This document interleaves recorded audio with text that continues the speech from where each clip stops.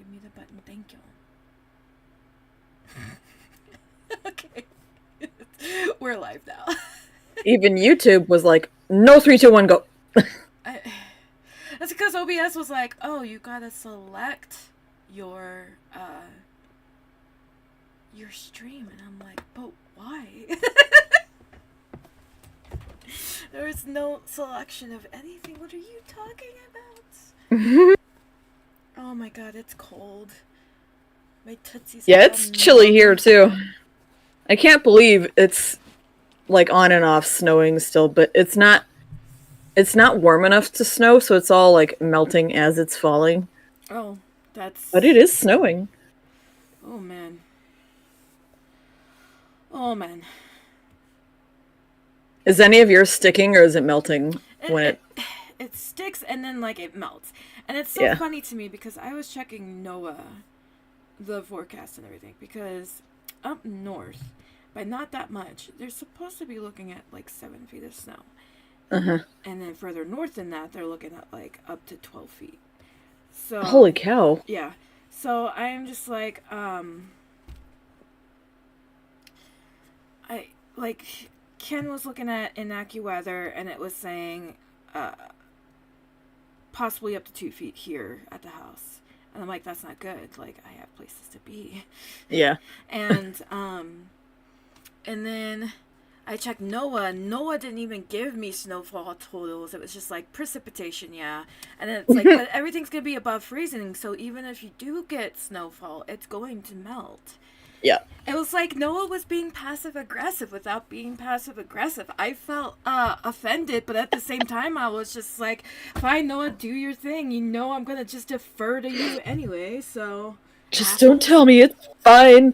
And then my father texts me, and he's like, they're saying anywhere from 6 inches to a foot. And I'm like, okay, so all I'm hearing right now is that we can see anywhere between 6 inches to 2 feet at the house. And I'm like, that's still doable, because I don't have any events next week. I can shovel my way through 2 feet of snow. And I can get out of my driveway. And if I had to, I would park my car at the base of the driveway, so it was easier for me to get out. Mm-hmm. But I literally have no qualms with 2 feet of snow. Now, if they were calling up to 5 feet, that's a different story. That might be like a problem. A phone call going, I'm seeking refuge. Is it okay for me to be here for 3 come down to your house? Yeah, and it almost did happen like that because when Kenneth told me that there was a snowstorm coming, he said next week. He didn't say this weekend. So I was like already making phone calls going, yo, can I just like seek refuge at your house until my events are over and I can get home?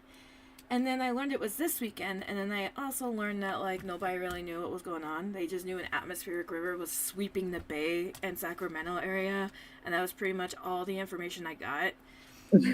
And I was like, okay, nobody knows what's going on yet again. We're probably not going to see anything at the house, and significant snowfall totals, maybe significant rainfall totals, but I won't know until I try to get off the mountain and can't because the landslide's blocking me, so... Oh. Which, they've been pretty on top with the tractors. There's tractors parked on, in turnouts down the road, so they're really ready for pretty much anything to happen on this road. Yeah. I'm still not worried. I'm just like... It's cold and my tootsies are numb. That's pretty much my mindset right now. That and, oh shit, I need to make more artwork for the next event.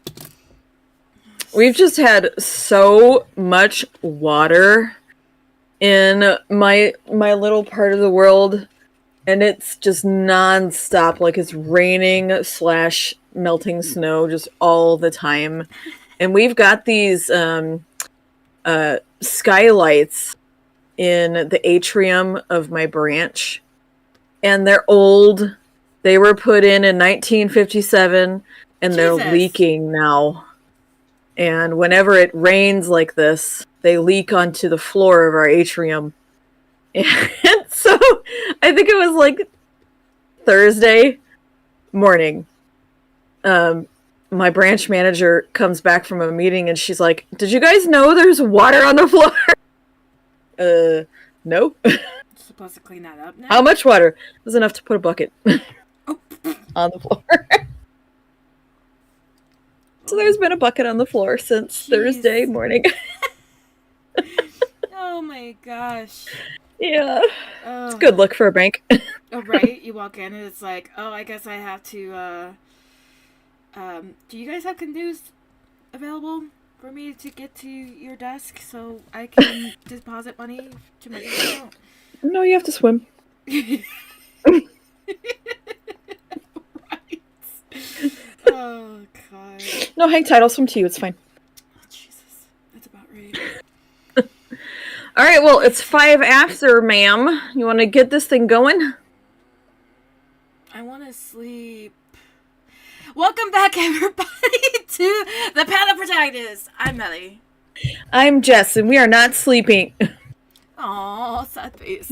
Okay, so I'm glad you guys could come by on this very interesting little stream because I got a new tablet and it acts as a second window. So this is gonna be interesting. I've never had a tablet that I could draw directly on it and like stare at it. So it's been a learning curve for the last week and a half ish.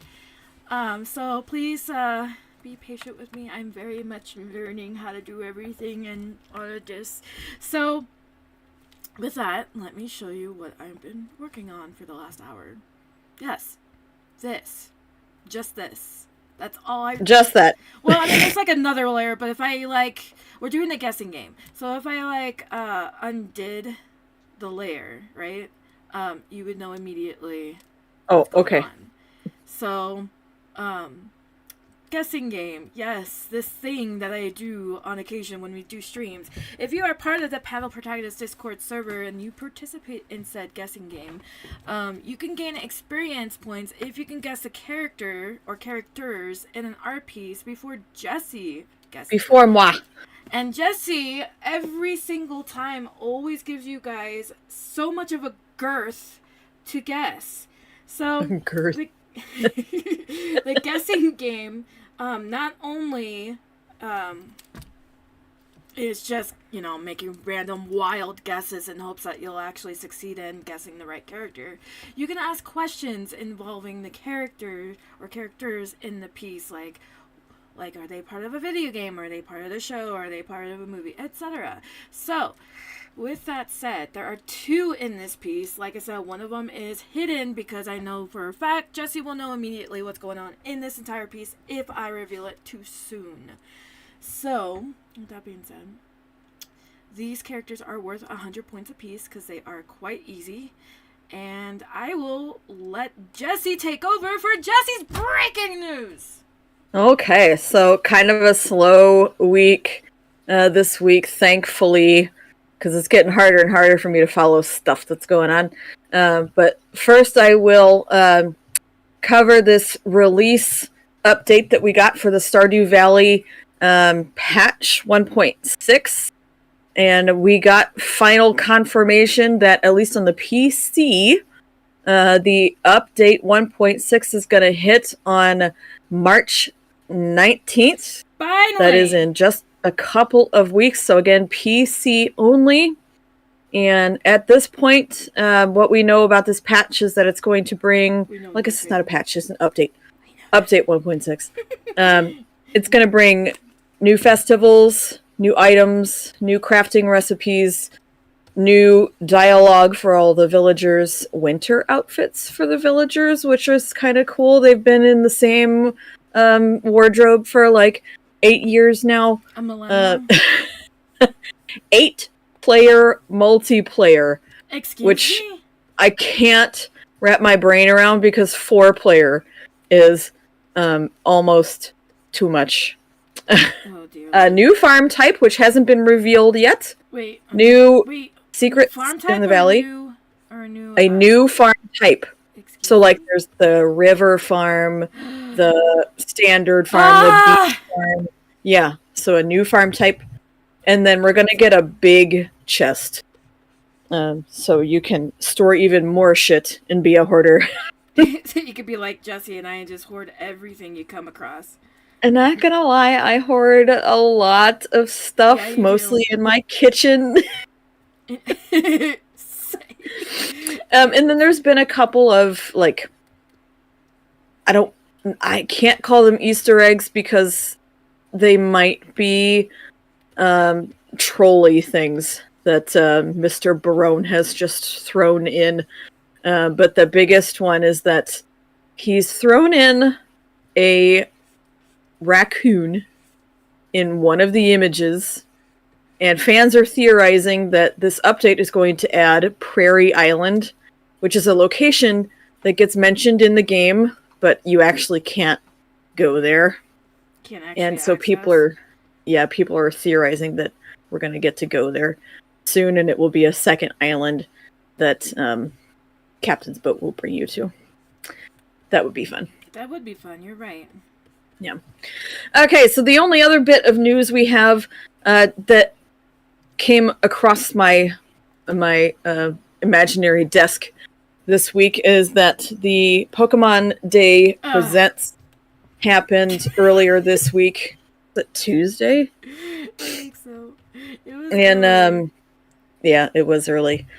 And it didn't give like a ton of stuff. I'm going to be real honest. I was kind of disappointed with Same. this Pokemon Presents. I didn't even watch Pokemon Presents. I only watched the highlight of the, I guess the highlight of the entire thing that you The had thing at the posted. end. Yeah, that Yeah. you had posted, Yeah. and I'm still disappointed. I'm a little disappointed too. I will hold my breath and wait and see what other further news we get for this one. But the Pokemon Presents had updates for Pokemon Scarlet and Violet. There were a couple of new Terra Raid battles announced. There was That's it? yes, that's it for Scarlet and Violet. There's a collab that's going to happen between Pokemon Go and Pokemon Horizons, the new animated series. There's an update for Pokemon Masters EX, Pokemon Unite, Pokemon Sleep, which doesn't make sense to me, but whatever, and Pokemon Cafe Remix, if anyone's still playing that. Are you still playing Pokemon Cafe? No, I Okay. mean, I don't really play a lot of video games. In fact, the only Pokemon game I'm playing, and I've like, got back into it this morning, was Alpha Sapphire. Oh, So not a bad choice. Yeah, I've been playing that. I mean, you know, like I probably prefer the OG, but I don't have the OG, and I don't want to download an emulator for the OG. So Yeah. I just like. So, the two new announcements that came out of this Pokemon Day Presents were for two new games coming in 2025, and then the unannounced new game. So the first one was Pokemon TCG Pocket, which is the TCG game as an app on your phone. And I think in theory, I like this idea, but in practice, it holds a lot of potential to be really heavily monetized. So I'm gonna wait and see if this one disappoints, or if it's not going to live up to what the Pokemon Company wants it to be. They've given this one a window for release in this year, but nothing past 2024. So there's no like hard release date for this one. And then the point that you saw, and people are kind of divided on how to say the title for this one, but it's the new mainline entry. It reads like Pokemon Legends Z to A. And I think that's how most people are saying that, but don't take my word for it. It takes place completely in Lumio City, which is a location that I don't even remember. You don't remember that from Kalos? No. Oh. I'm gonna have to go back and refresh my memory. Yeah, there's been so many Pokemon games, I'm really gonna go refresh my memory. The Z is definitely, if you look at the logo, it's definitely Zygarde. Oh yeah, no, but I can't figure out the A. Again, it could be Arceus again. Like they're trying to do like a play on words for Arceus. yeah, maybe. It's green, that A, Is it? and so I'm looking at the logo right now. I can't make up my mind. But I guess we'll find out. They've given this one a 2025 release window. I have no faith in this. Like zero. Me neither. And the only reason being that I still feel like their turnaround time between Scarlet and Violet and this one is too short. And they've kind of rushed it. Yeah. So I'm definitely not picking this one up at launch. I may not pick it up ever. Yeah, same. And it's we really will just a disappointment in my life when I get to a point where I'm looking at a game or like a game teaser trailer of some sort, and I go, it's just not the same because you watch the trailer for this and it like doesn't give away anything. It doesn't. You have to assume that it's probably like some futuristic version of Legends Arceus, where it's just primarily based in Lumiose City, where Lumiose is like the last city in Kalos standing or something, because how else are they going to do that like Legends Arceus if there's more than one city? Yeah. And I saw someone say something in the direct while it was happening, and this person said like, oh, if you pay real close attention, like the Pokemon are devolving as the trailer goes on. And I watched it a second time. I didn't notice that. So maybe I'll have to watch it a third time. I don't know what that could possibly mean. I don't think I want to know. But I don't know. I'm not going to hold my breath on that one either. Okay. Just disappointment. Yes.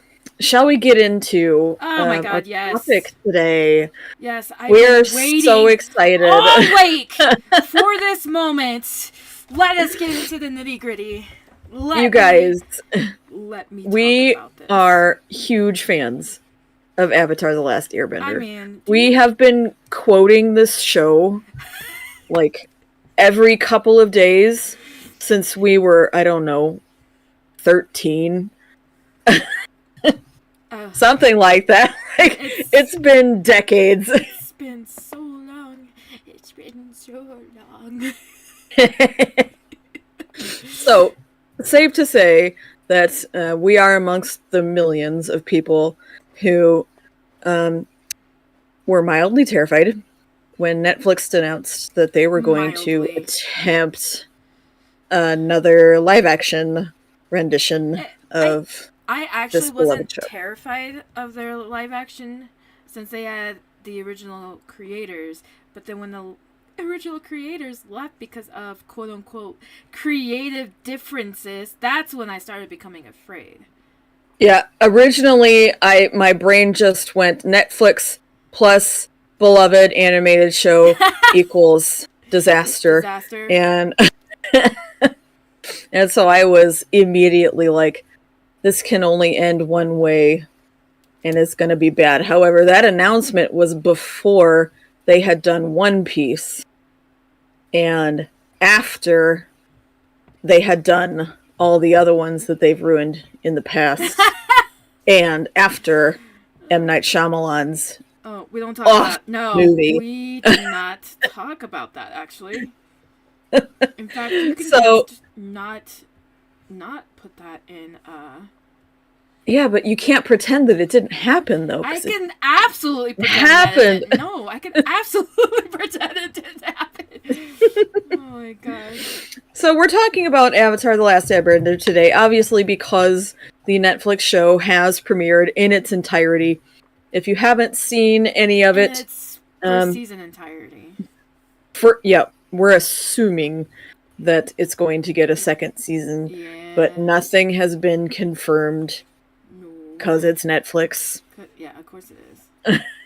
They're about as bad as Disney when it comes to like anticipated. Oh, they're so much worse than Disney. They'll kill shows that are beloved by millions. Man, you're so salty about that, aren't you? I'm not going to talk about it. I've had more than one canceled that I was really enjoying. But this stream is not about those shows. It's about this show. And we wanted to kind of talk about the history of the show and why so many people liked the original. And both of us have seen a significant portion. I've seen very nearly all of it. Mel's more than halfway through. So we wanted to kind of talk about our opinions on how Netflix did. I mean, they're not great on my end, but... No, they're not great on my end either. But I will say, and I'm going to leave it here until we get to this point in stream, I will say it was 1,000 million bazillion kajillion times better than M. Night Shyamalan's. Yes. Poor excuse for me. It was infinitely better than M. Night Shyamalan's movie, and we will get into the reasons why, because I remember M. Night Shyamalan's movie all too well. I think I burned it out of my memory. Did you block it? There's a mental block there. I gotta tell you, when the very few times I have been on TikTok in the last 2 or 3 weeks, and I'd see glimpses of M. Night Shyamalan's movie because of the new live action and people were afraid it was going to be a repeat. I gotta tell you, I had a very strong negative reaction to see it. And I was like, what the hell did I go through when I was watching that movie that now I just look at it and I become instantly triggered by it? So, anyway. Yes, and because it was good. But why was it good? That's what we're going to talk about today. So, the original animated series had a lot of things going for it, right? And even if you're not watching it as a kid, and even if you're not talking about it through the lens of nostalgia, if you're a person just watching it today for the first time, it's got a lot of things going for it. There are so many good aspects of this show. And how well they executed all these different aspects and staples that made the show so great that it's hard not to talk about it.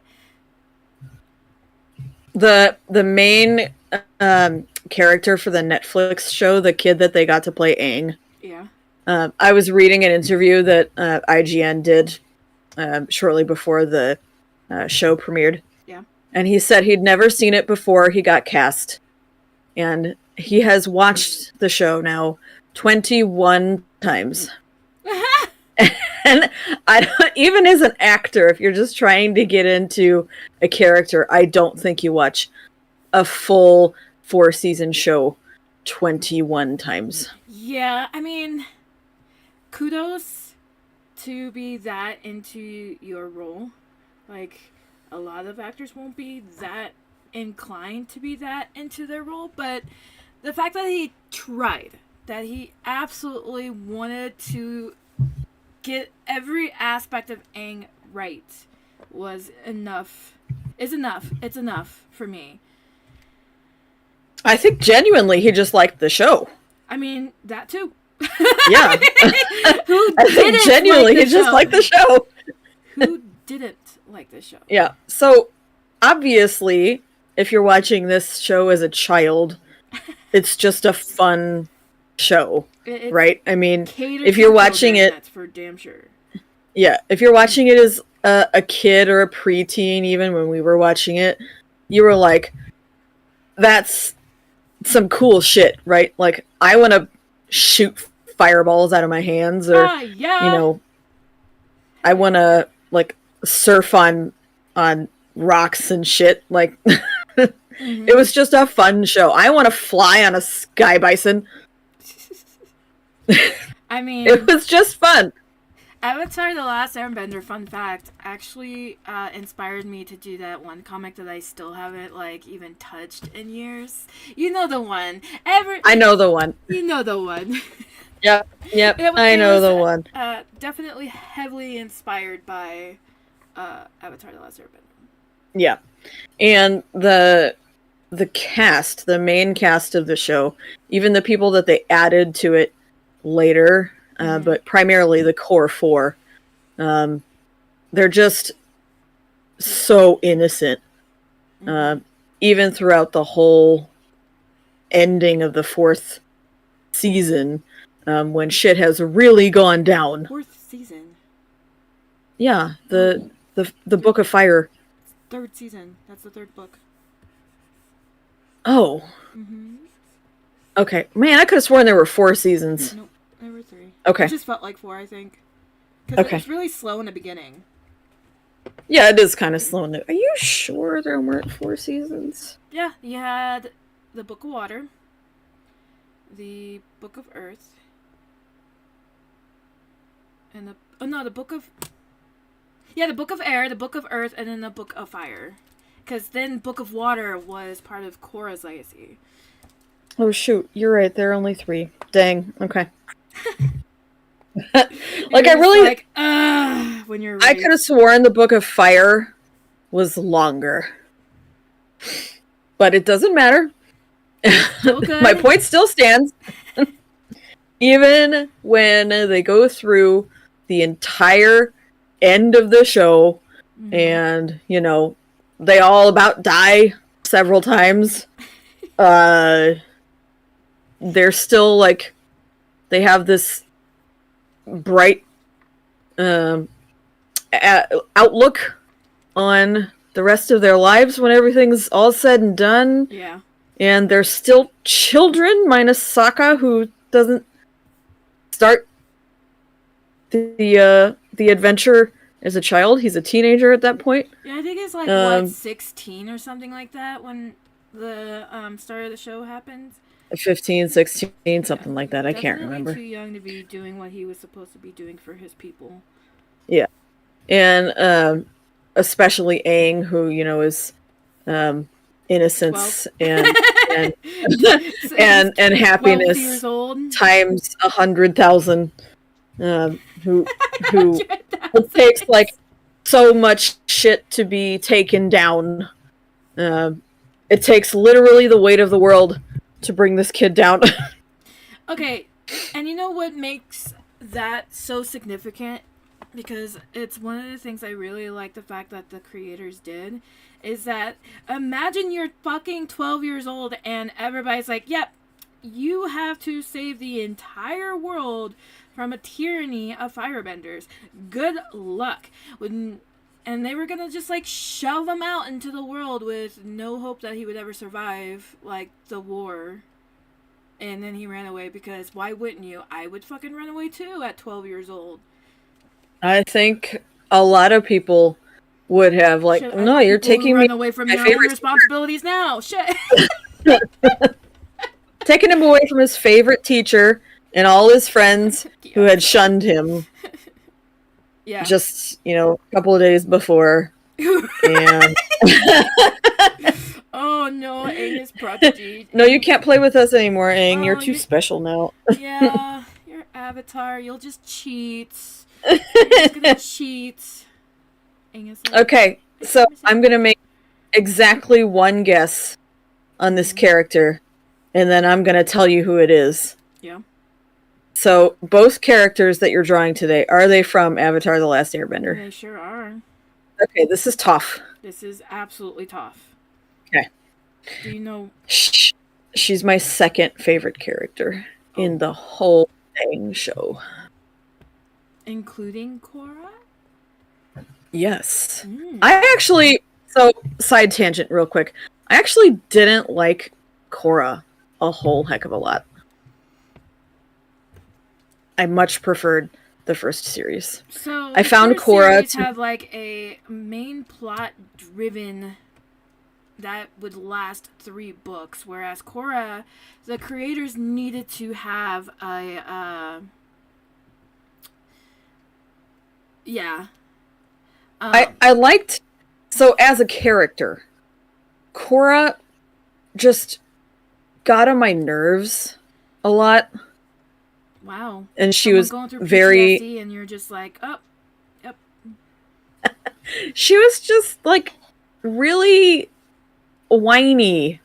I mean, Especially in the beginning. she's She's just very really arrogant. whiny. That was the whole point of her character, was that she was I know, whiny. but I couldn't get past it. I mean... Anyway. Sokka was really whiny, too. Yes, Sokka was really whiny, too, and he got on my nerves in the beginning, too, but he was funny.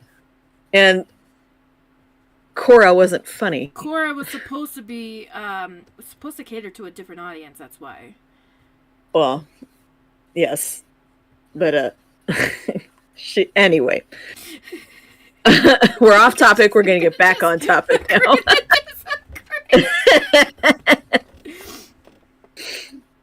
The original show, and Korra, to bring it back around, had super relatable themes.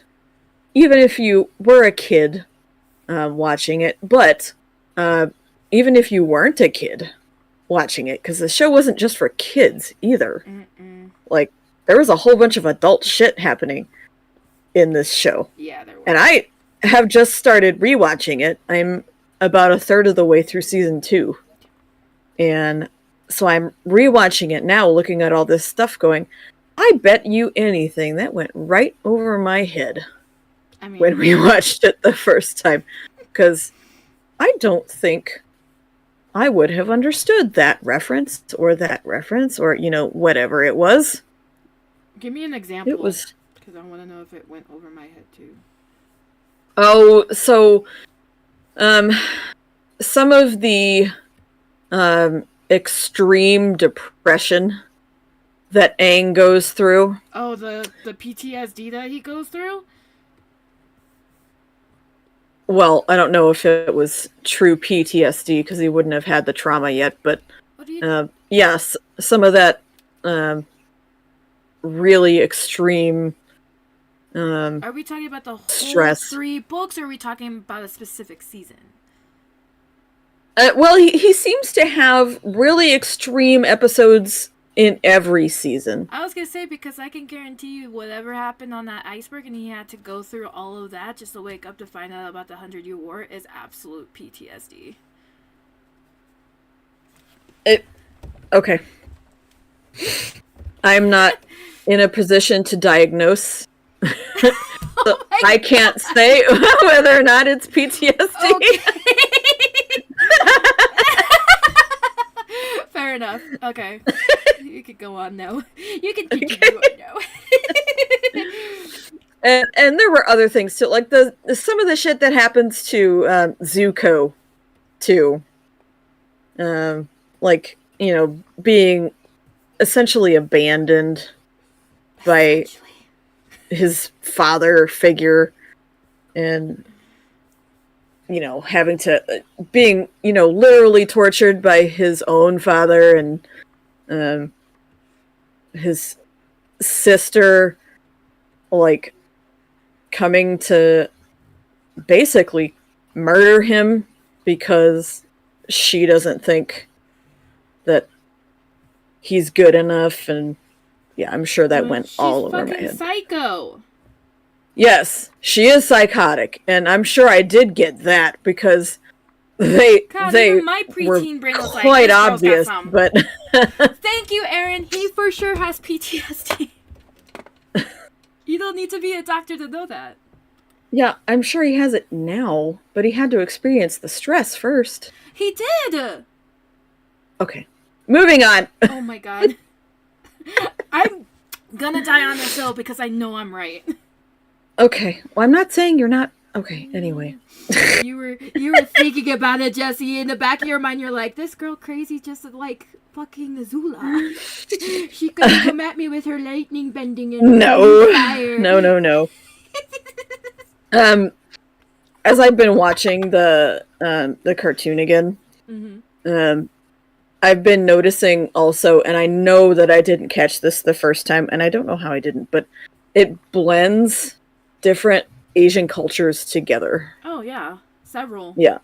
Several. And I like that, too, because there's not a whole bunch of shows that would do that, and really even could. Like, I feel like there's so much that you have to kind of be locked in one. If you're doing a specific theme. And this one's not locked in any kind of, like, it has to be Japanese or it has to be Chinese. And so this one's like, parts of it are Japanese, parts of it are Chinese, parts of it are other things. And then they added, like, cultures that maybe there's like a little bit of Asian. like the Alaskan like oh my god. Yes, thank you. Yeah. For the water tribes. Yeah. There's a little bit of Native American in there as well. It's like, it's super well thought out. Like, they did a lot of research to come up with this. Yeah. And that's why I like it a lot as well, because of all the research that they did to get this far. Mm-hmm. Mm-hmm. So that was really nice. Yeah. And all that comes together to make what is widely considered to be one of the best shows of its generation. And perhaps one of the best shows ever. It's just one of those gargantuan things that people remember from their childhood, and despite the fact that it's not in a it is a badger mole. Ah, good job.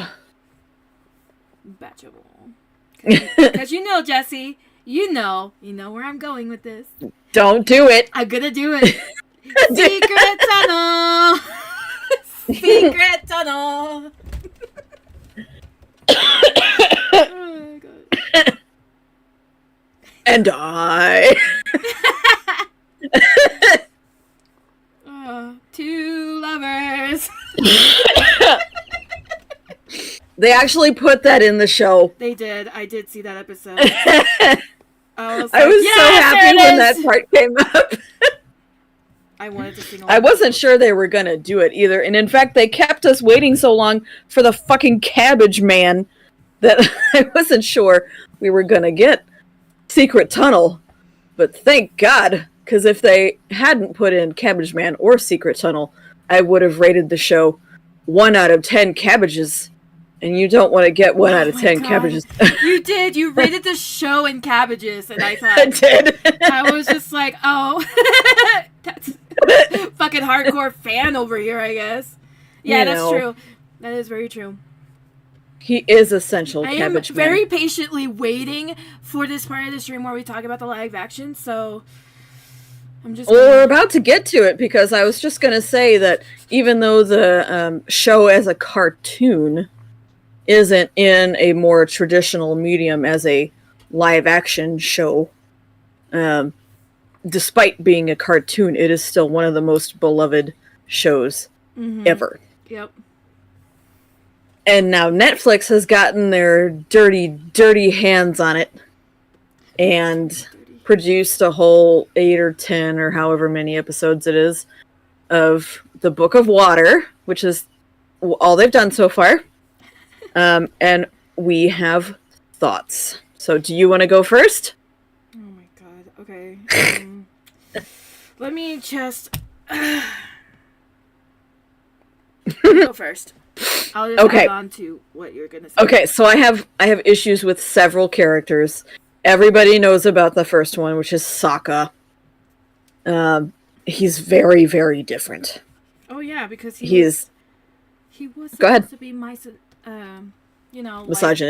Thank you. I can't even say he was supposed to be misogynistic, and they took it out, and we all knew they were taking it out because it had been widely publicized that they were taking out all that stuff for the show.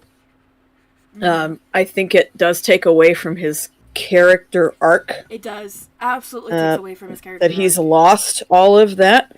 It does come back a little bit,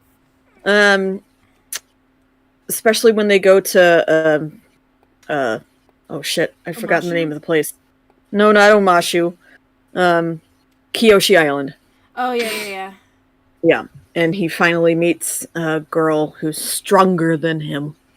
Oh Um, no. oh Oh no, sucker! no.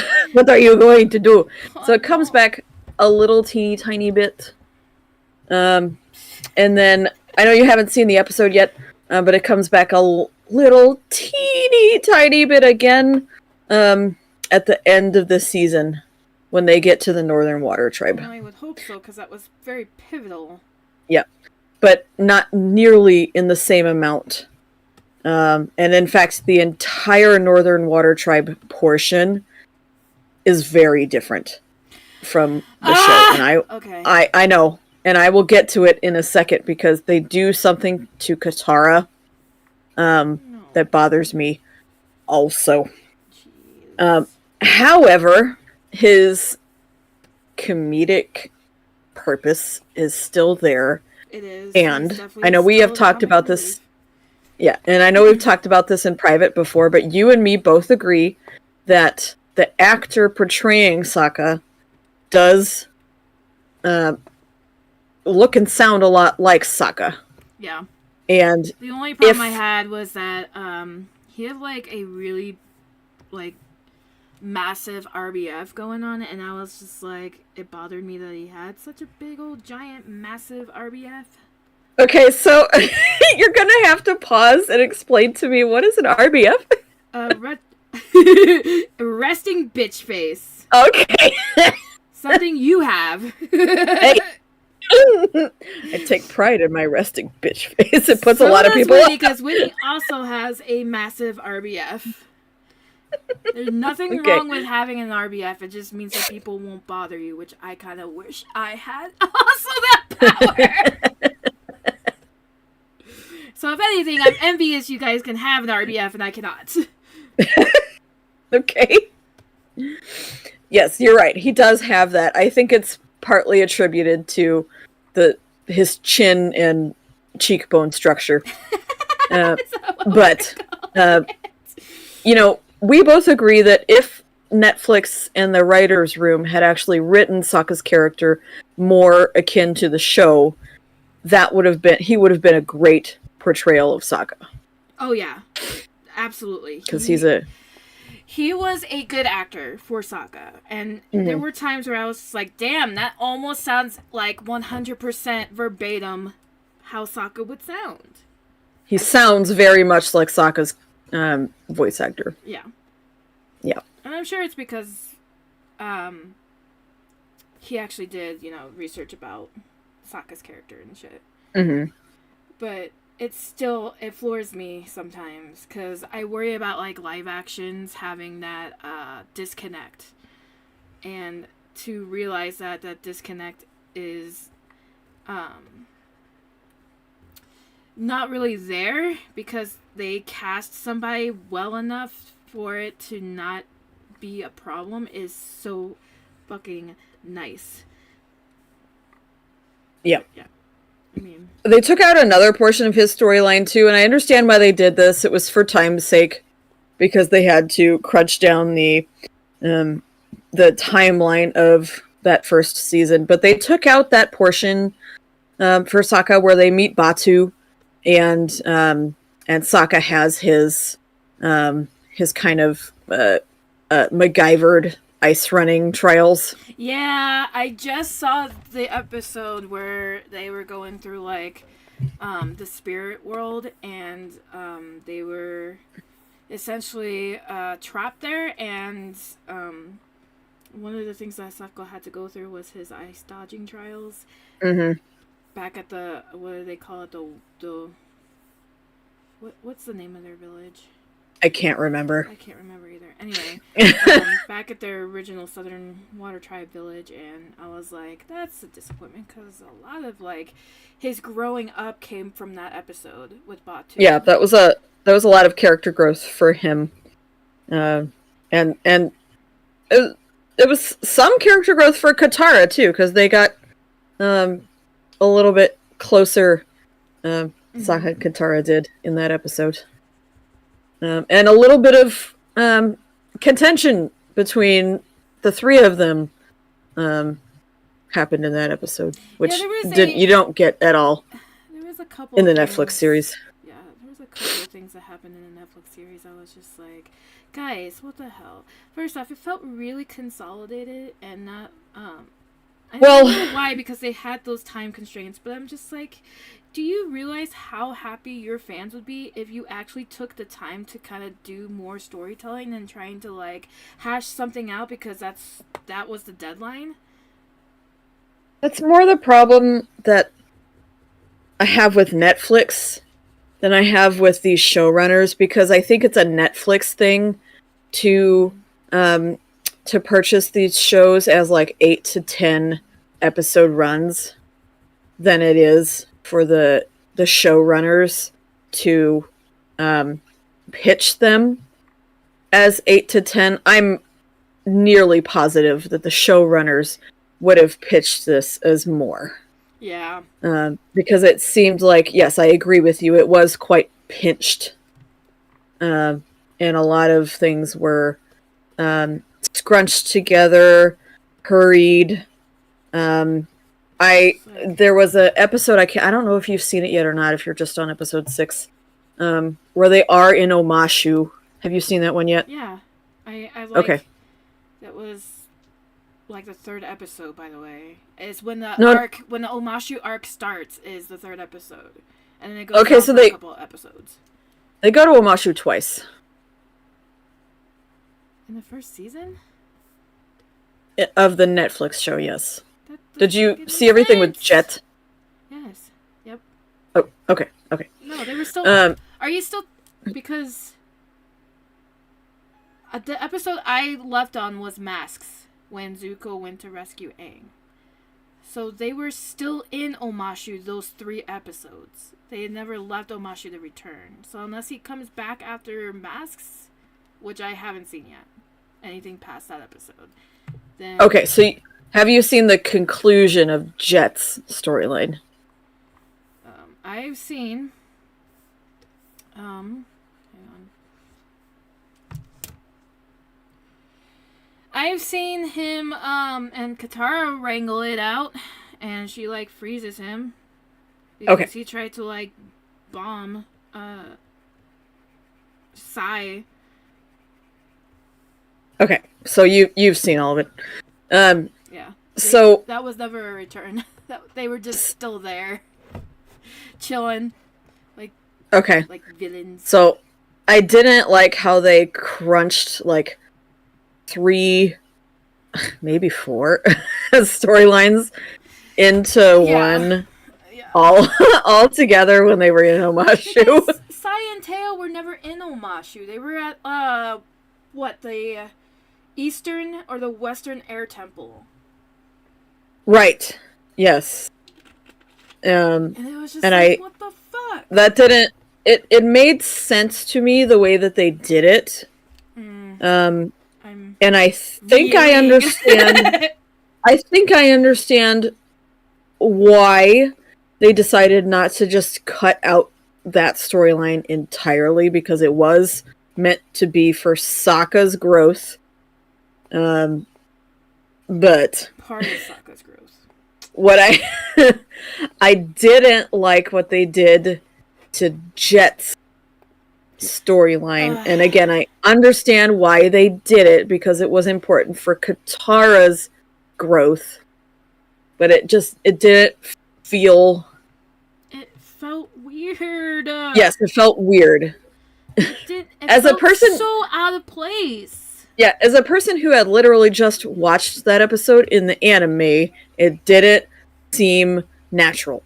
However, I could see if you were a person who had never seen the original before, that might feel more natural to you. Oh, gosh.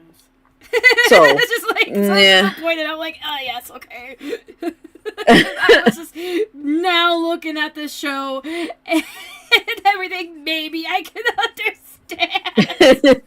I mean, it was kind of the same problem that, like, Game of Thrones had, where they had to crunch together some things and make it work for a TV timeline. It's not a new problem for TV shows to have. So, yeah, That's how I we feel. hate it. We hate it as fans of the original, but also I understand why they did it. But I'm never gonna get away from the fact that I hate it. How could they do this to me? And while we're still in Omashu, I loathe, even you could say, what they did to Boomy. Ah! That actor tried so hard. I'll give him that. He tried so very hard to play Boomy the way that Boomy was supposed to be portrayed. I will give him that. He tried very hard. He just missed the mark. Unfortunately. I don't... You know, it's hard to tell even if this is on the actor or if it's on the writers. It could have been on the writers. Yeah, it could have very well been on the writers. Because I watched all of these episodes today, so they're like super fresh. Like if you pay attention to the way he acts, the actor who plays Boomy, you can see that he tries very hard to bring in some of the mannerisms that Boomy has in the animated series. It feels forced, is what it felt like. Yes, it does feel forced. That's a good word for it. And there's just a lack of Boomy's unpredictable behavior and a lack of his ultimate sense that he just wants to have fun. And in the TV show, from what I remember anyway... That's very true. But book into movie or TV, I'm going to have more to... Yes. We all know that's true. But yeah, Boomy just...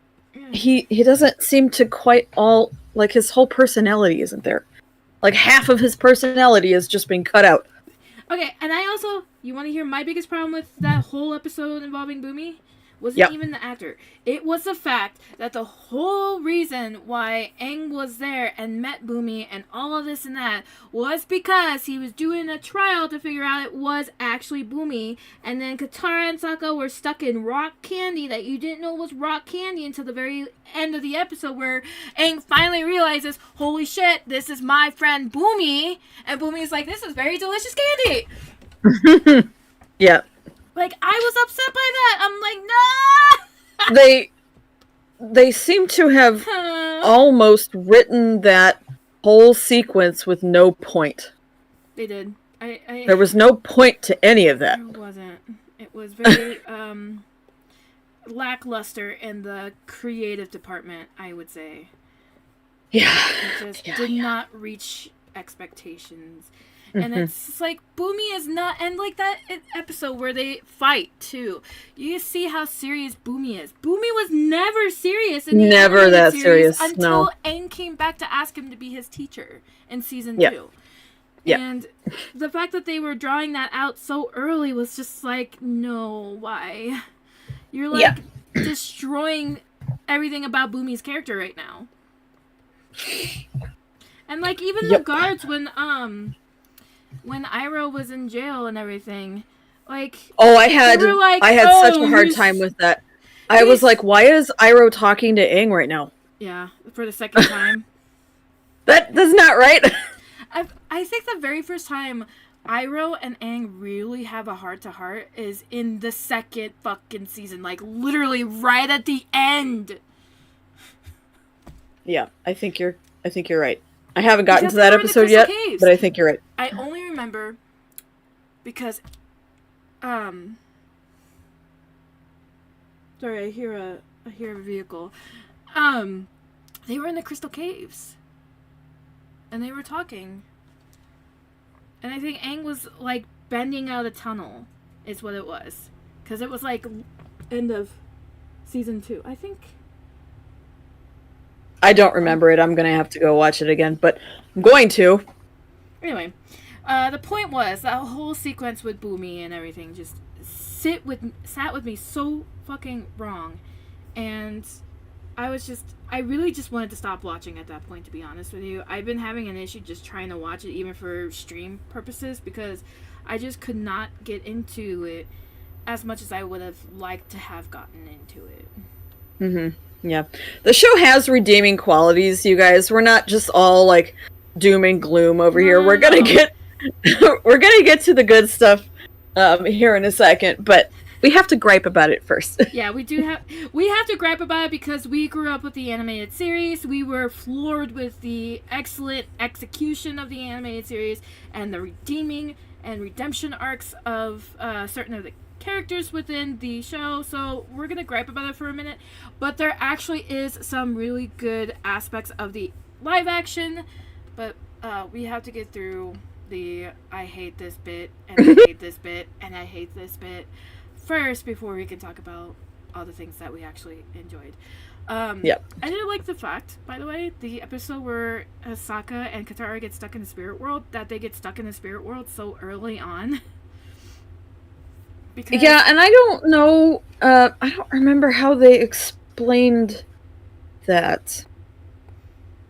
Well, Katara Do you was remember like, what they I said? think I'm more in tune with the spirit world because my grand told me that I was spiritual.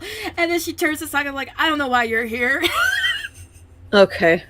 I know why they did that. That was their entire... the entire reason they did that was to introduce the princess of the Northern Water Tribe. But she doesn't even show up in that episode. No, she doesn't, but she shows up later, and Sokka figures it out. Okay! That makes no sense!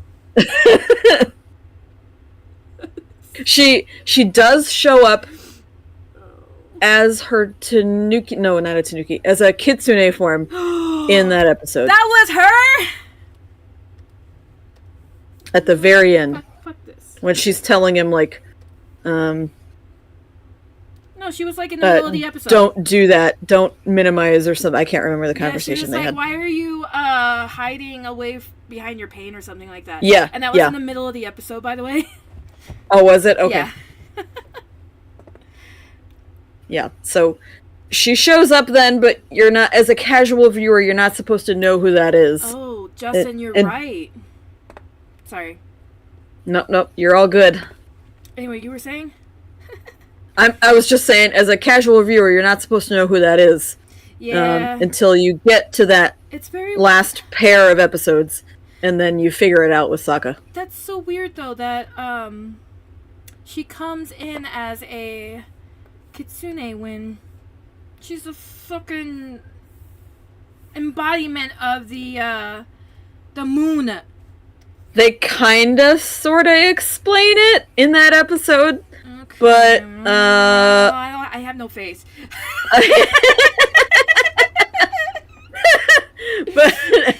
but it's a very loose, definitely non-canonical explanation. Okay. Yeah.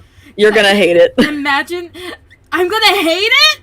Yeah. That's not what I wanna hear. Oh dear, now I don't wanna watch it. I don't want to watch it anymore. The explanation is... Should I just tell you? Yeah, you might as well. I mean, should. The explanation is, since she has been gifted the, part of the spirit of the moon spirit, that she discovered in her childhood that she, in her dreams, can access the spirit realm. So, in her dreams, she goes into the spirit realm as the Kitsune form and just wanders around. Okay. So, I will say that makes sense that she can... Because she is... got part of the moon spirit within her body. Then it makes sense that she's able to go into the spirit realm. And that she can do it through her dreams. What doesn't make sense is that she's a Kitsune. That's what doesn't make sense to me. At all. Doesn't she... She transforms at the very end. The episode in the cartoon where she dies. We will doesn't she? Moon. Doesn't she? Isn't her spirit form like part Kitsune? In the animated? Yeah, when her spirit actually rises and appears to Sokka, She's and then human. they have that creepy spirit human kiss. Don't they? No, she's Doesn't she? human. Yeah, but doesn't she have tails? I don't think so. She's got scarf. Here, let me look up an image. Yeah, because I'm gonna look it up. We're both like, I'm gonna look up this. Whose rights?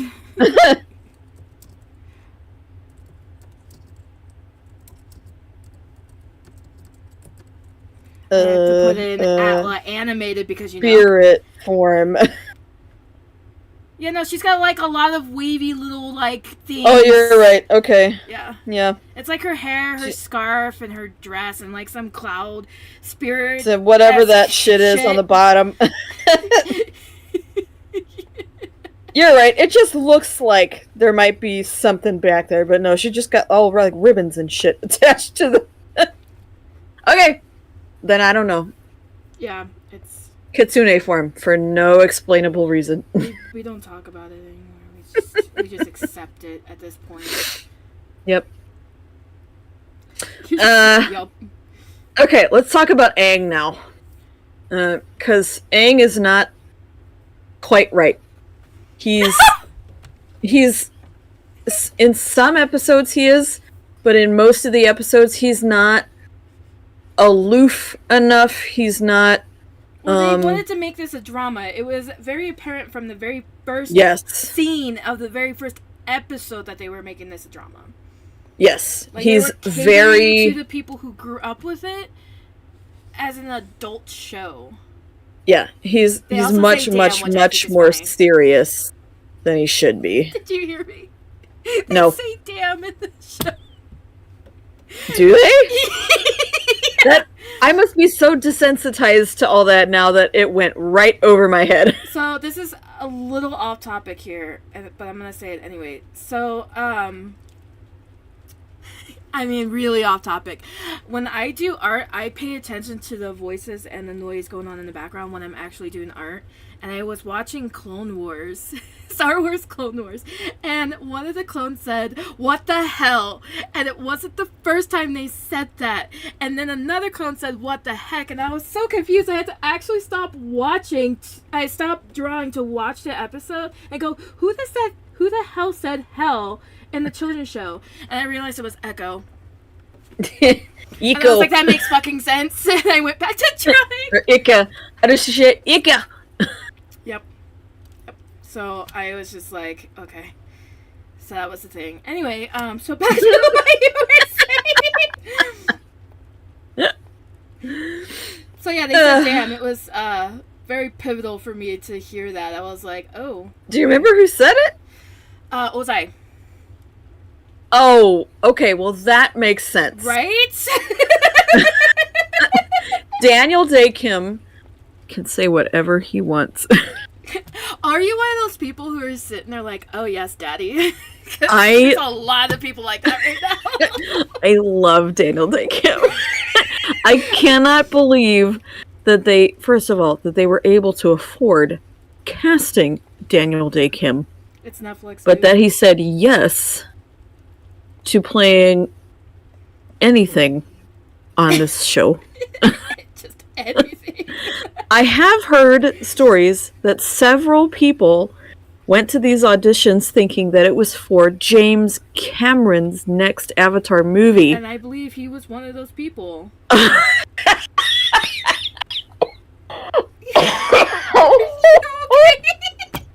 Yeah. Oh, that's funny. That's more than one very important Fire Nation character. I just find it funny that there was no emphasis on what the auditions were for. Well, from what I read, the showrunners were trying to keep this so incredibly secret that at the beginning, most people didn't even know what they were auditioning for. They were just auditioning for something. It was weird. It's weird to me. I'm just like, damn. How do you, like... okay, Netflix. I get it. You're trying to keep everything a secret so it doesn't leak out to the public, and then people are judge Netflix for doing it, even though Netflix got judged anyway for doing it. But Netflix, come on. Give them some kind of clue that God, could have just been like, this is not James Cameron doing this. Sorry, guys. Yeah, no, definitely not. Some kind of clue, would have been nice for you. Yeah, I thought that was just a hoax, and then you brought it up, and I was like, oh, it was real. No, I read it about the gentleman that plays General Zhao. Maybe that was who it was. He definitely thought he was auditioning for Avatar the movie, not Avatar the Last Airbender. Okay, I lied. It was Zhao that I was thinking of, not Ozai. Okay. Oh man, that would have been so funny. But honestly, it would surprise me. Oh, it would surprise me because Daniel Day Kim has enough star power to get out of that. Oh, that what do they call that? That non-disclosure agreement? Yeah. Because, his name is Daniel Day Kim. He could just call up his lawyer and be like, hey, these people hoodwinked me. I need to get out of this contract. Yeah. And it would take one phone call, I think. Yep. Sure would. He would have been out of there. But who knows? Maybe he really wanted to. Maybe he's got grandkids or something that really wanted him to be in the show. I don't know. I mean, it wouldn't be the first time that somebody auditioned for something because their kid was like, hey, I think you'd be a really good fit for this character. You should audition. Yeah. I think he makes a good Fire Lord Ozai. I think he also plays a really good Ozai. Yeah. The only problem I have, and I don't think this is Daniel Day Kim's problem, I think this is either the Netflix or the writers, is that they made Ozai seem more compassionate. Let me explain. Because in the show, he didn't show any form of pride or even pseudo pride, okay, for Zuko. And in the live action, even if it's just like a false pretense to fuck Azula's mind up, there was pseudo pride for Zuko in the live action, and that did not sit well. It's not Ozai's character to do that. Oh, are you talking about the episode where she goes up to him and she's like, hey, Dad, why don't you put me out in the field? And he's like, called her out on it and like, hey, Azula, it wasn't Zhao that found the Avatar. It was your brother. Why don't you stop trying to brown nose your way into... Yeah. And, right, just insane. Anyway, so, I was just, it's not just that episode, because there was an episode where they're like, oh my god, Zuko found the Avatar. And Ozai's like, oh, and Azula's like, Zuko find the Avatar? Pff, yeah, right. And then Zuko, had this pseudo pride, he's done the impossible. And he's going to return, and that's what I look for in an heir kind of thing. And I was just like, that's not you! That is not who you are! Because in the animated series, even in the animated series, he questioned it just like Azula did. Because he's like, there's no way that Zuko, of all people, found the Avatar. It's impossible. Mm-hmm. And he seems... gripes! his involvement is just more. Yeah. In the show. He's had more appearances in the Netflix show than he definitely had in the first 2 seasons of the original show. That is absolutely right. He doesn't even show up until, you don't know his identity until season 2.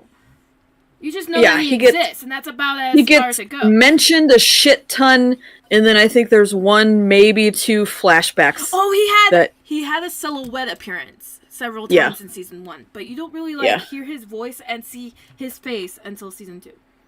Yeah. So the last person I really just wanted to harp on wasn't quite right, and then we'll get to the good stuff unless you have other things you want to harp on. I didn't quite like Zuko either. He, in my opinion, he wasn't as nerfed as the other characters. Okay, explain. Well, so I wrote down in my notes that he wasn't fixated on the Avatar enough. Okay, yeah. I don't think that was really the actor's fault, though, to be honest. No. But that's my personal No, I definitely don't think that was the actor's fault. He definitely, in the original show, loses some of that fixation towards the end Oh, yeah. of the first season, but that was another thing that I didn't like about, like, the towards the end of the Omashu arc, was that the things they were going through should have been, like, beginning of season 2. yeah, some of them. Yeah. So it felt a little disconnected. But anyway, you were saying. The Zuko on the Netflix show just kind of, he's not as pushy as I feel like he should be. Mm-hmm. He's not as yelly, screaming. Uncle, I'm not listening to you. As as I think he should be. He's definitely not nearly as fixated on catching Aang as I think he should be, and in fact, he drops that far too fast. Yeah, way too fast. He drops it way too fucking fast. Yeah. Yeah. Which, that's why I was like, there's some elements that they're pulling from season 2 into season 1. It's like, you can't. Yeah, it definitely speeds up his redemption arc. You can't speed that up, though. Right, but there's no point to it if you haven't made him a little shit first. Yeah, exactly. Okay. You gotta make him a piece of shit before you can redeem him. Justin, I'm gonna tell you right now, shut the fuck up, because if I watch season 2 and it gets green lighted and I watch it and so here is in season 2, I know where you live. I will come for you. I'll be like, you did this. He's gonna get on a plane and fly for 8 hours and then rent a car and then drive 28 minutes to your house.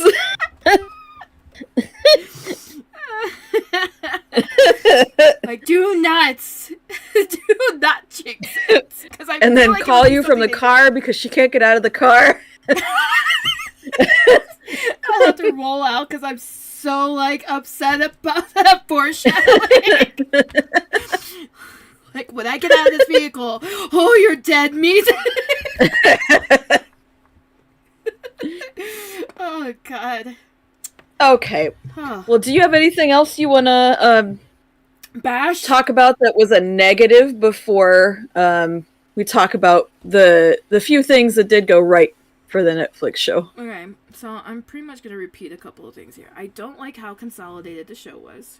Mixing arcs together did not feel right. It didn't flow right. The storytelling made my storytelling look like, something New York best-selling kind of shit. So I guess kudos for making me feel better about my own writing, ? But I'm just... it felt too fast and too... Yes. Not enough... It felt too fast. Wasn't enough drama. No, I think you mean trauma. The audience is not supposed to know that, Jess. Anyway, there wasn't enough, and I think especially the trauma was really important to character development, especially in Aang. And I feel like there wasn't enough of it, and that sounds really bad, but it was very crucial in the animated series that they went through a lot of fucking drama. They touch on it at the very, very, very, very beginning. When they take Aang to the southern air temple way too fast. Oh yeah, like the first episode? Yeah, I remember. Yeah. I was very upset by that. I was like, that is no. Also, what was I gonna say? Give me a second so I can formulate this thought. Trauma good for storytelling. Yes. Formulating. Oh my god, there was something important I wanted to say and I got distracted. God damn it! Was it about the air temple? Was it about how Aang reacts to the firebenders? I figured it out. No, not any of that. But I did figure out what I was missing. Okay, so the last episode, Masks, or the episode before Masks. I just remember it was like one of the last episodes I watched before stream started. So when they're looking for Aang and they're trying to employ our very much beloved June to go hunt his ass down, right? And Zuko goes into that like little tavern bar thing in that desolate backwater town, and they're like, "Have you seen the Avatar?" And they're like, "I don't know. Have you guys seen the Avatar?" And they're like, "Oh yeah, there was like rumors that he was with waterbenders at the canyon guy." They're like, no, it was like this other like unnamed episode, and then this other unnamed episode. And I was like, damn, I would have loved to see those episodes. And they like cut those episodes out, and I was like, damn. That was the only other thing. I was like, you guys suck. Yeah, that goes back to the whole rushed thing. So and like I'm sure all of that, and like there was no indication of how much time has passed, because you know a lot of time has passed. Yeah, but I'm sure that has to do a little bit with the fact that, again, Netflix probably did buy this for 8 to 10 episodes, and it probably has a little bit of bearing on why the original writers left.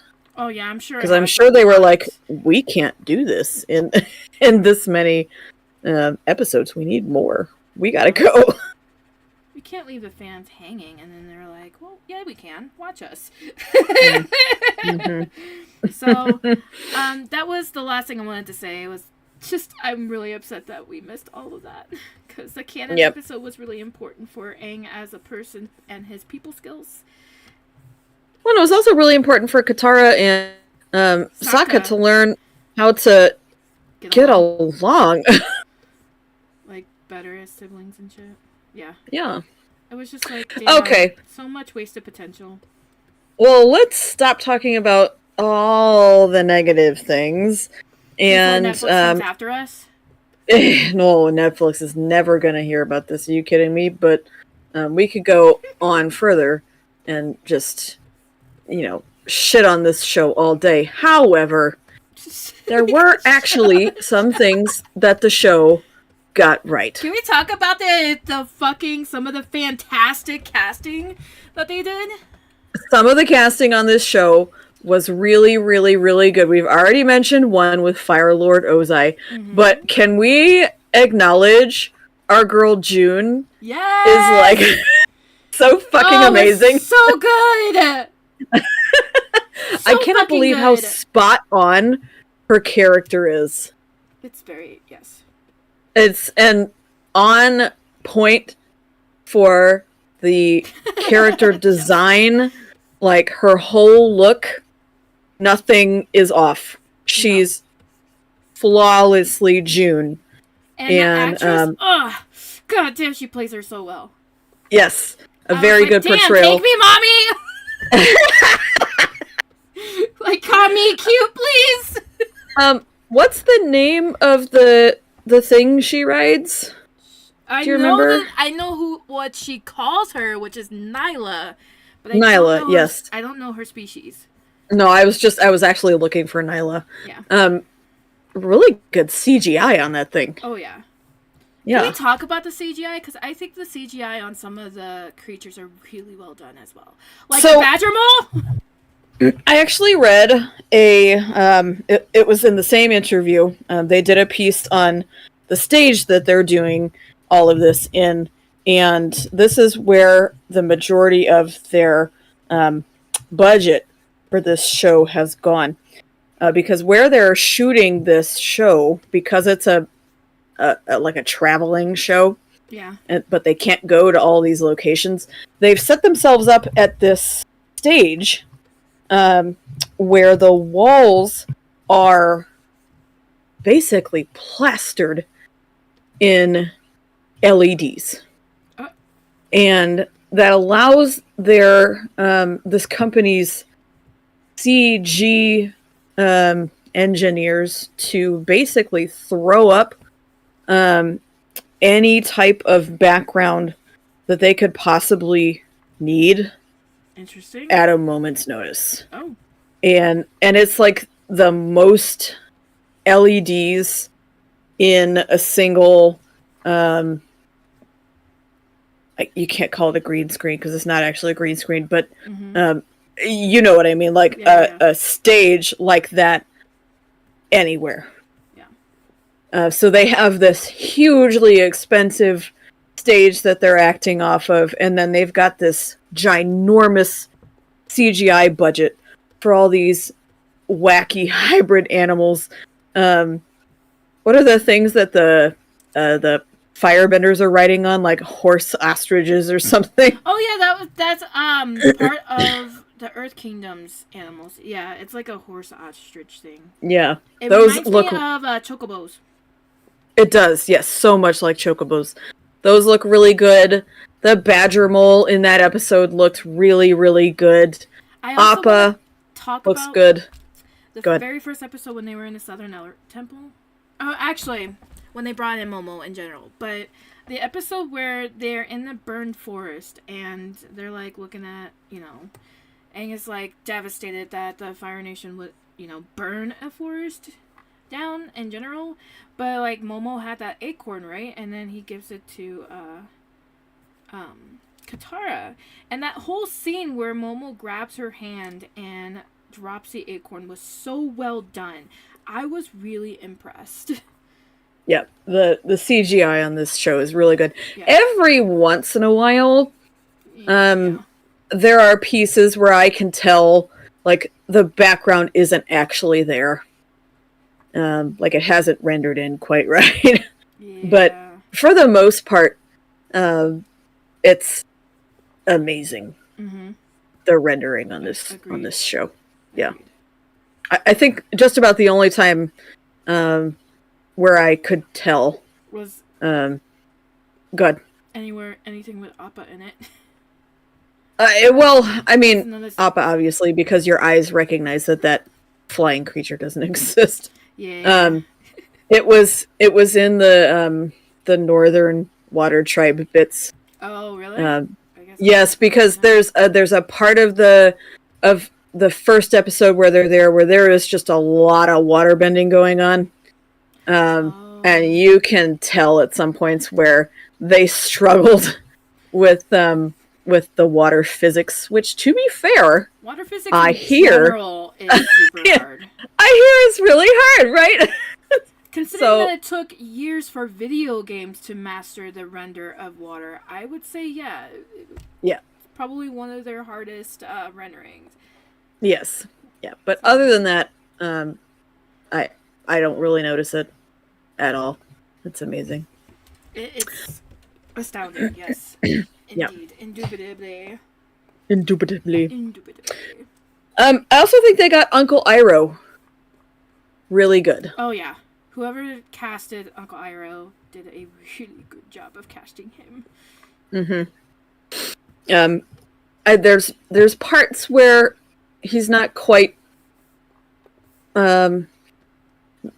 believable as Uncle Iroh. Yeah. But I feel like it's with all the characters, like even Sokka has moments where I'm like, yeah, no, Sokka would have never done that. Yeah, but for the most part, this person they played, they cast to play Uncle Iroh is very good. And he looks like Uncle Iroh. Yeah.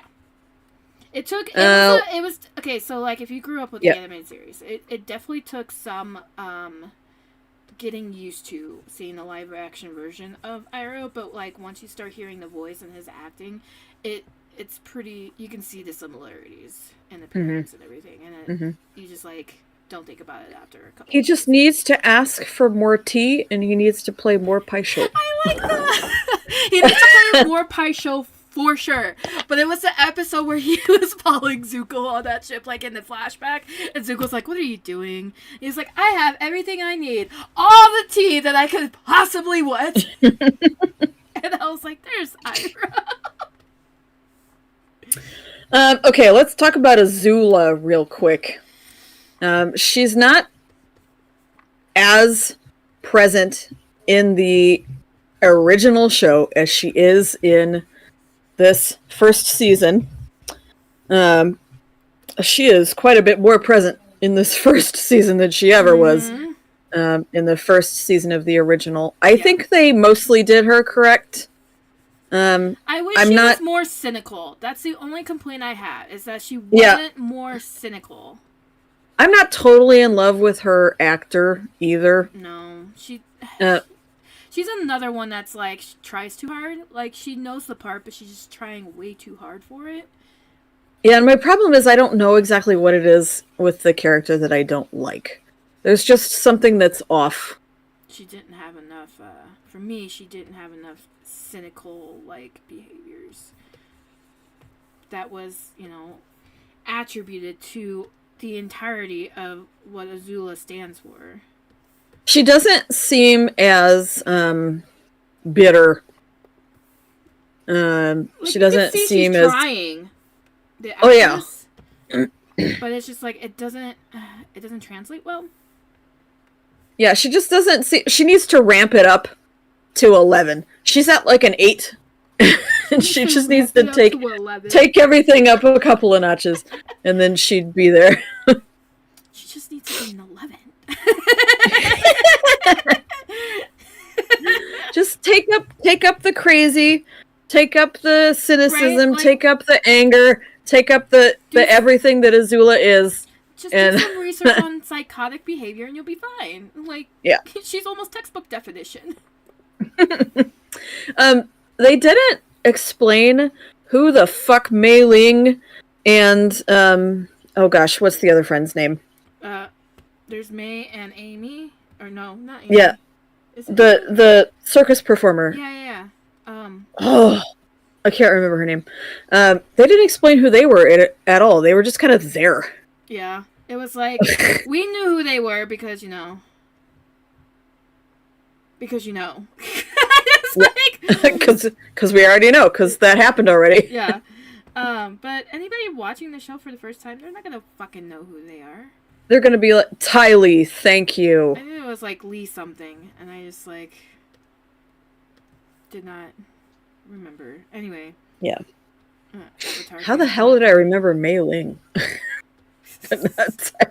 Like, lover.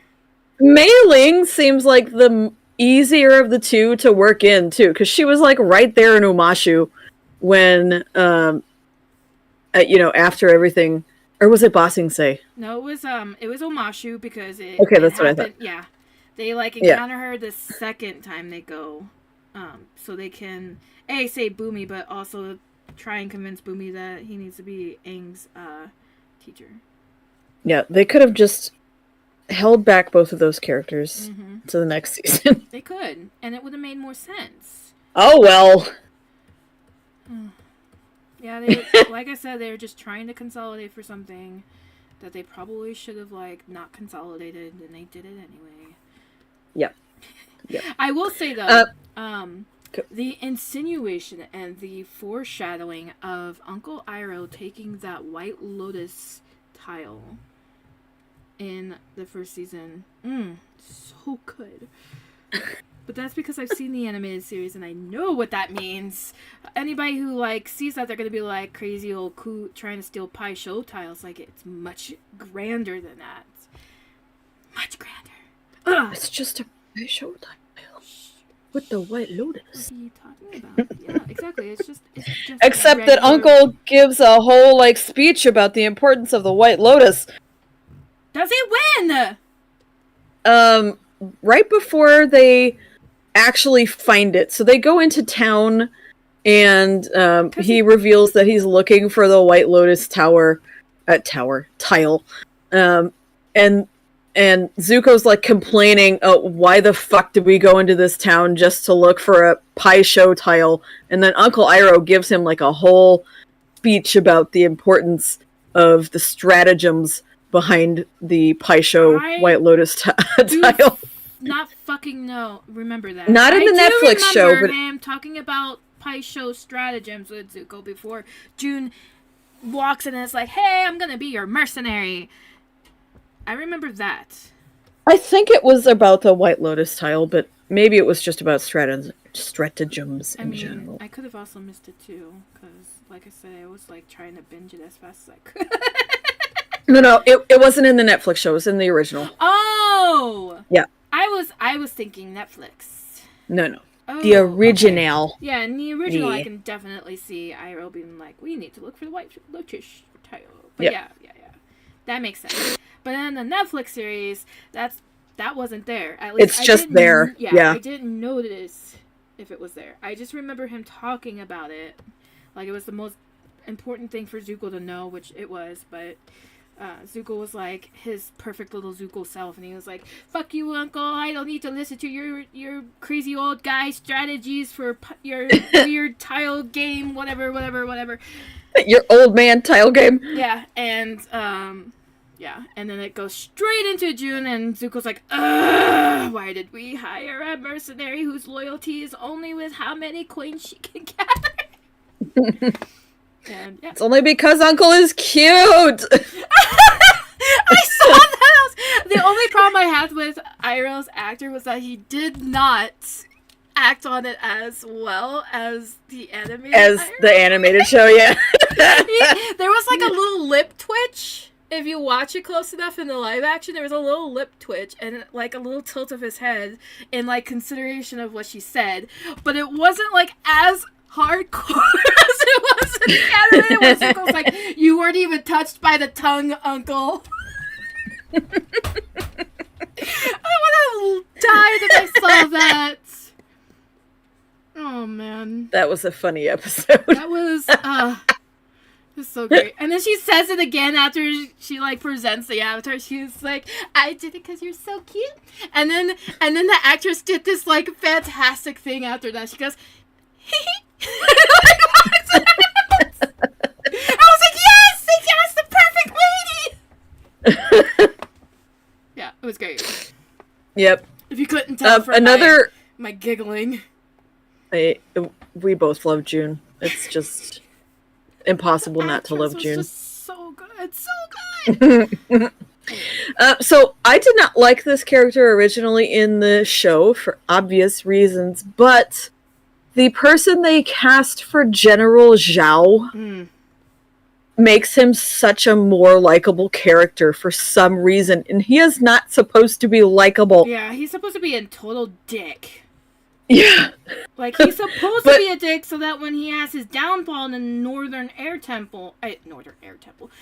Water Tribe, you're supposed to, like, cheer for his demise, okay?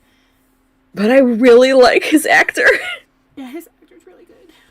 And he portrays a different kind of General Zhao. Like a more, calculating. Deceptively your friend, but behind your back, I am totally gonna fuck you. And it was true to his character in the live action, in the animated series, to be that deceptive. So it was. But he's like, friendly about it. He's nice about it. In the live action, yeah, I didn't like the fact that he was nice about it in the animated. Oh, but I did. Oh, did you? Yeah, I did. Well, I liked him because it just made it more believable. Oh. Because Iroh, even though he didn't believe him the whole time, it was harder for Iroh to say something, even when he, before he got his promotion. Yeah. And it was always going to be a fact that Zuko didn't want to do fuck all with him. Yeah. So he just had to do, whatever Uncle told him. Mm-hmm. And if Zhao was nice about it, who else was going to question what was going on? Yeah, exactly. Who was left? Mm-hmm. Crazy how that worked out. I really like the portrayal of Zhao. It was different, and I would have rather him have been more cynical. But the fact that in the live action he's more calculating, And you could see in the actor's case, this is why I like the actor so much when he was portraying Zhao. You can see in his gaze the way he's examining and the way he's scrutinizing and picking apart every conversation he's with Zuko on. It was great. You don't see that a lot. What does that say? I just started watching it and the old Airbender's mustache is not there. Okay, are you talking about Monkey Otto? Hold up. The person they hired to cast as Gyatso was perfect, okay? I loved who they cast for Gyatso. I'm just gonna leave it at that. It was so good. Like, the way the actor portrayed Gyatso was just so fucking good. Like, he got the mannerisms of Gyatso right. He got his playful nature, but yet his very, like, paternal nature towards Aang right. Where he was trying to be his friend, quote, quote, try to be his friend, but he was really more like a father figure for Aang. He got that. He portrayed that so well. I was like, I'm like, Gyatso, you can mentor me anytime too. Shit. Don't judge me. Oh, I'm not gonna judge you. No judgment like, here. I was just so impressed with that cast, though. Yeah, the casting in general is very, very good. I can't wait to see who they cast as Toph. Ooh. If they go that route. I really can't wait to see the wig they put on Toph. I'm gonna be real. Some of the wigs have not been great. No. Oh, no. And I'm a little afraid of what the wig they put on Toph is gonna look like. Yeah. And I'm kind of surprised that the wigs haven't been good because the rest of the costumes have been fantastic. The rest of the... I don't know. The rest of the costumes could have been better. Oh, really? You think so? Yeah, I've seen cosplayers with better costumes for that kind of thing. I think the costumes have been really good. Oh. Okay, well, that's a point in which we differ. By really good cosplayers, I guess. Well, that's true. That's true. They had to make some of it believable, though. I mean, to be fair, in the show, for the first whole season, Sokka and Katara are still walking around in full Southern Water Tribe getup. Yeah. That, like... With the exception of maybe 2 episodes, maybe 3 episodes, where they lose some of it. But one episode where they had to go through Omashu in, like, a turnip bag. Oh. Yeah. I'm sure they were hot as hell. I can't imagine. Like, I think about this a lot when I watch these kinds of shows. I'm like, you know how much that costume probably weighed? It probably weighed a fuck ton. So, the fact that they're wearing it, and it's probably super hot and humid, especially, like, places like Kyoshi Island, where you can obviously see the ferns. Oh, yeah, this would be humid as hell. Oh, my God. I was like, ah! Those poor Kyoshi warriors! Did you notice at the end of the credits? Well, no, it's at the beginning of the credits. They actually do the same music as the original. Yeah.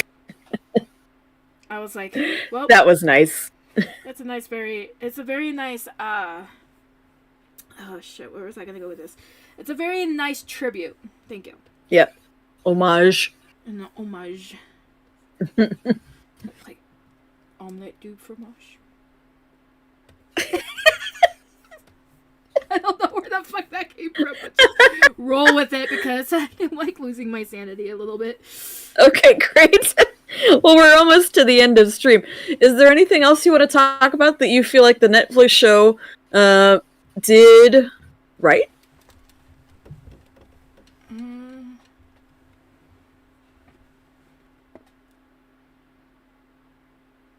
No, because I feel like I'd have to watch the rest of the season to give you, like, the rest of my opinion. Okay. Well, but so far, I'm mixed, so... Yeah, I am mostly negative. Okay, well that means everybody... Wow, I even finished Toph. Oh, excellent. And the badger mole is almost done. He doesn't have eyes yet. Well, he has eyes. He's just blind. You can't give him a pupil if he's blind. Well, Toph is blind too. She also doesn't have a pupil. Look at this. Oh. Look at it. Look at no pupil. I'm delayed. I'm not zoomed in yet. It's okay, I'll leave it zoomed in just for you. Like really delayed. So thanks for coming out, guys, and hanging out with us and talking about don't have Avatar. eyes. Oh, you're right. Okay, I'm zoomed in now. And giving us your own opinions, because I'm sure since we all kind of grew up together, we Right. have mostly the same opinions. Oh goodness, that was. Please join us next weekend for the last stream for at least a couple of weekends, where Melly and I are just kind of gonna shoot the shit and do like a Pokemon Fusions thing. No idea what we're gonna come up with. I'm gonna pull from a very long list that was created by our very own members of our panel protagonist server. It's quite long, and I'm gonna pull them at random. And I don't even know what Melly's gonna draw. She probably won't know until Saturday afternoon. I'm gonna get to Saturday, and I'm gonna be like, Jessie, and she's gonna be like, what? I'm like, I forgot what stream was about today. See? Alrighty, and just a quick announcement. This is going to be my last stream for just a little bit. I thought next Jessie week was your has last stream. to... Huh? I thought next week is your last stream. Oh, next week. Sorry, that's the one I'm on. Brain disconnect. Next weekend is my last stream for probably at least 3 weeks. Jessie just has to take a little break and not do anything because the doctor told me to. So, I mean, I wish it was a vacation, but it's not. It's a doctor's orders thing. So, yeah. Please come out next week and hang out with us, and we're going to talk about nonsense and Pokemon stuff. And yeah. All right. Take it away, Mel. Okay, so, thank you guys for coming to this fantastic stream. It actually went way better than I thought. I was able to actually follow chat for once in my life because, I can actually have chat up while I have a full screen on my very nice, fancy, not so fancy drawing tablet. Anyway, so couple things. If you haven't already followed me on Facebook and Instagram, you guys should. I do updates on panel protagonist artwork that I do, like this one. And then I also post updates on the store and updates on events and just everything else in between. So if you haven't followed me, follow me at Melslog at Facebook and Instagram. And then, if you also haven't, join the Panel Protagonist Discord server, because all that and more goes into Panel Protagonist Discord server first before it hits social media. So any updates on this art piece, as well as other different art pieces that I work on that are not exclusive to stream, get posted to the Discord server first before it hits the social media page. Not to mention the contest Portrait of the Month happens on the Discord server, as well as live doodle times where I do live art and you can come in and bother me while I'm drawing. And then there can I just say, hang on, pause. I have an incredible idea for Portrait of the Month. And I'm so disappointed that I didn't win. And I'm definitely going to enter twice next time because I can't let this idea go. It's so good. Well, get on it. Speaking of, I guess I have to post that to Discord because I forgot to do it yesterday. I wasn't home all day yesterday. I need to hire somebody to do my social media. Anyway, so yeah, Portrait of the Month, which will get posted as soon as I get off. And doodle times and watch parties and game nights. So there's lots of things to do. There are also bot games that happen in between, which is oddly both competitive and wholesome at the same time. Don't ask me how that works and how those two work together, but they do. So, yeah, there's a panel protagonist Discord server. And then I do have a couple of events coming up. They're 3 days long. They're also smack dab in the middle of the week, which is unfortunate. But they're happening at colleges. So the first one will be at Fresno City College. It is the vendor fair, the spring vendor fair. It will happen March. Oh shit, I forgot the dates already. It's like, yeah, March 12th, 13th, and 14th. I will be there for all 3 days. Crying depending on what time you actually visit me during the day, because it's supposed to be a 10-hour event. And then I have another one March 19th through the 21st at Reedley Community College in Reedley, California. And that one is a little shorter, so I will be, more cognizant on those days than I will be on the 12th through the 14th. But those are my next 2 events. There will be more info next Saturday after stream, as well as on my social media. So another reason why you should follow me. And yeah, so that's all I got. Okay. All well, right, you ready? Yep, let's get out of here. Panel protagonists out. Bye. Bye.